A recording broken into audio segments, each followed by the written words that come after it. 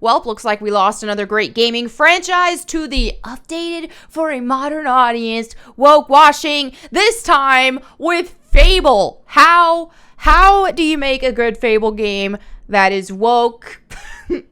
I don't know. We're going to dive into today's video and unpack this further because what is even going on? All right, this comes to us from Bounding Into Comics. They said head of Xbox Studios says developer behind Fable Reboot is aiming to bring the series forward for today's sensibilities.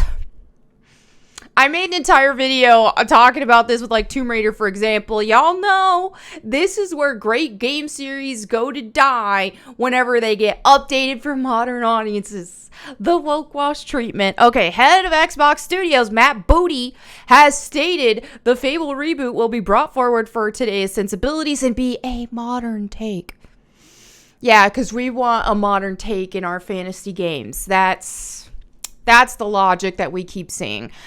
Not much information about this new Fable title has been shared by the developer, in spite of it being the first entry in the long-running series to be announced since 2012's Fable The Journey, not including the Fable trilogy in 2014, the canceled Fable Legends, or the kickstarted Fable Fortune card game in 2018.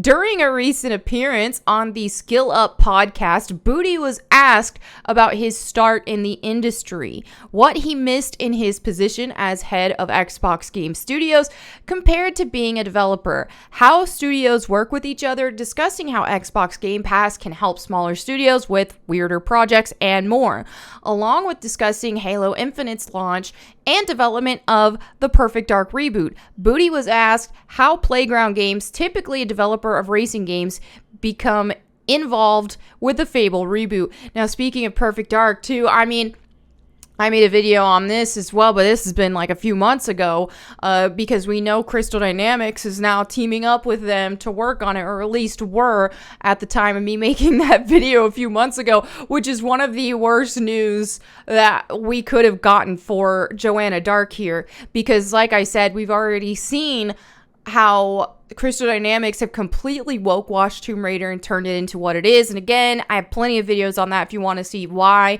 and understand more. But yeah, they're ruining all of our great heroines. Joanna Dark, one of my favorites. And so it's very disappointing. I have zero hope for what they're going to do with Perfect Dark. And then Fable, man, Fable I'm just super bummed about because one of my favorite game series, and I know especially, man, Fable 2 is just one of my favorite games ever. How you make a Fable game woke, I don't understand, because one of the key elements of Fable is like the alignment system being good versus being bad. I remember in a Fable 3 just grabbing onto some dude's hand in the game and running with them.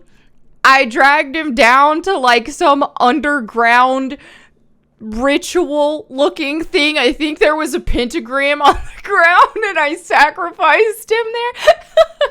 It's like Fable, I'm a Christian and I did that, okay? So here's the thing, is it's a video game, it's not real. And so that's what makes it so fun.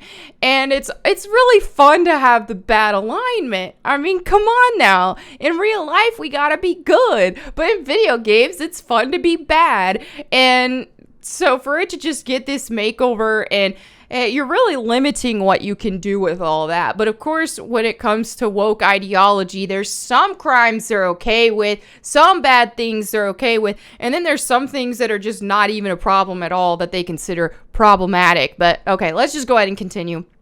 Playground does make racing games, but if we deconstruct that a little bit, I think the thing that Playground does is high craft, high quality, high attention to detail. And so I'll separate that out as a starting ingredient, Booty explained.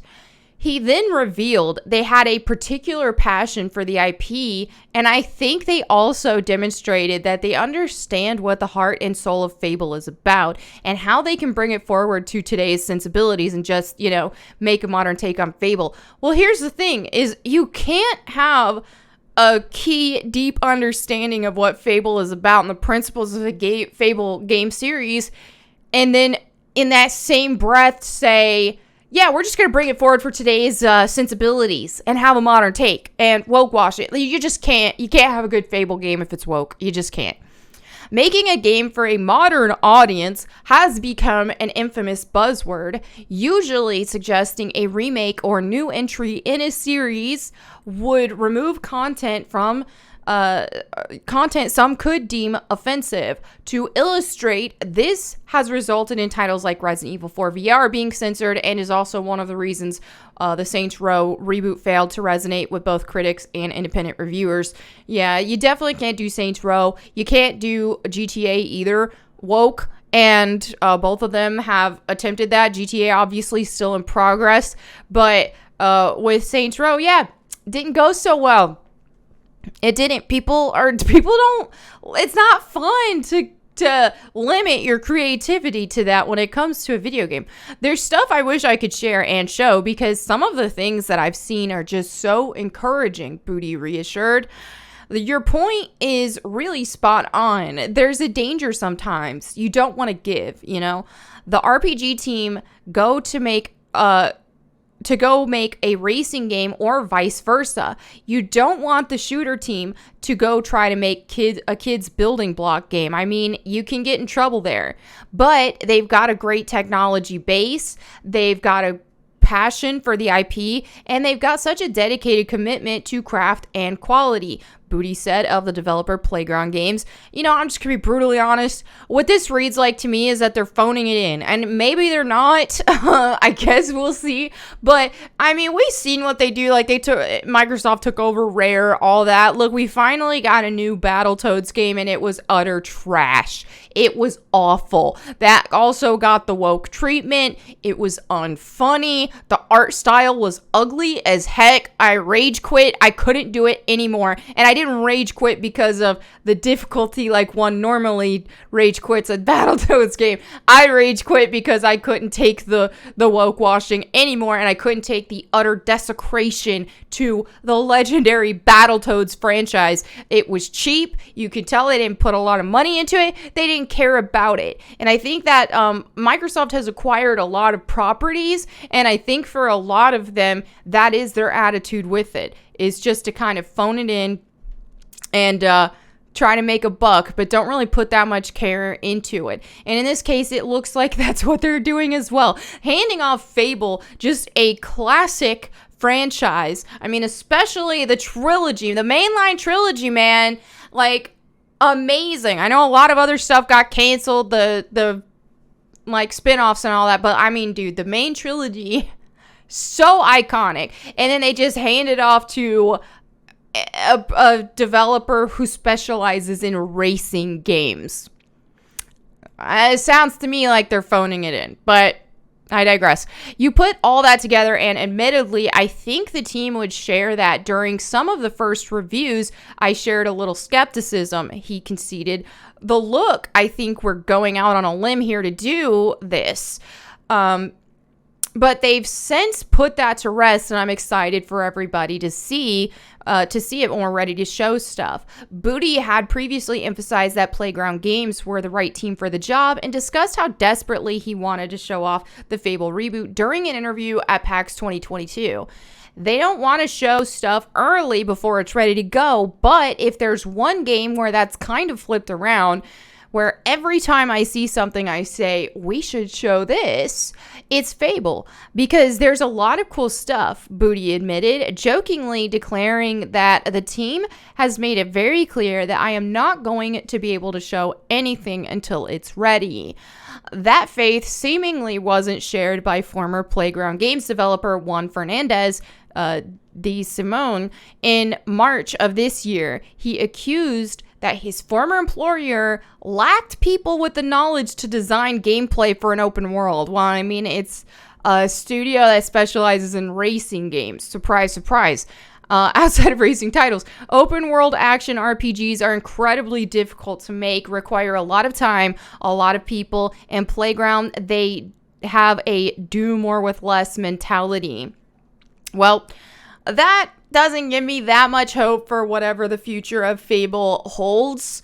It's disappointing because I was excited about the announcement, but here's the thing is we're at a time now where all of our favorite things, our favorite game franchises, movies, TV shows, all that, it's better to have them untouched at this point because Hollywood, the gaming industry, TV shows, all that kind of stuff are pretty much creatively bankrupt for the most part right now. We see a rise of writers who just care more about a message than creating good stories and so on and so forth. You see that same mentality seep into the gaming industry. A lot of the gaming industry is run by activists instead of by passionate gamers. So this is what we're going to be stuck with until we start speaking more with our wallets. And I wish that Fable were untouched instead of seeing it get this kind of treatment. Don't have a lot of hope for it, but we'll see. Maybe they'll surprise me, but don't expect it. There you have it for today's video. Thank you all so much for hanging out with me. I will catch you next time. And in the meantime, go boom.